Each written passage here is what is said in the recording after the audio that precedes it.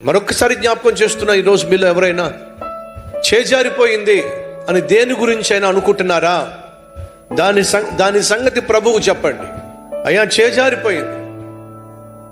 ఉద్యోగం కావచ్చు, ఆరోగ్యం కావచ్చు, పొలం కావచ్చు, ఆస్తి కావచ్చు, వ్యాపారంలో లాభం కావచ్చు, ఆరోగ్యం కావచ్చు, బిడ్డ కాపురం కావచ్చు, వీసా కావచ్చు, ప్రమోషన్ కావచ్చు, లోన్ కావచ్చు, ఇల్లు కొనుక్కోవడం కావచ్చు, ఏదైనా సరే చేతికి వచ్చినట్టుగా వచ్చి చేజారిపోయింది అనుకోండి, నిరాశ నిస్పృహ సహజంగా ఉంటుంది.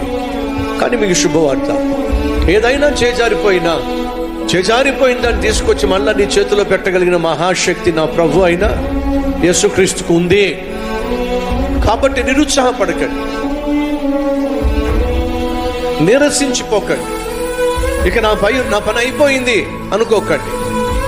ఒకవేళ నీ పని నిజంగానే అయిపోయినట్లయితే, నీ పని అయిపోతుందేమో కానీ నేను ప్రకటిస్తున్నటువంటి దేవునికి సర్వశక్తి ఉంది, అని ఏమైనా చేయగలడు.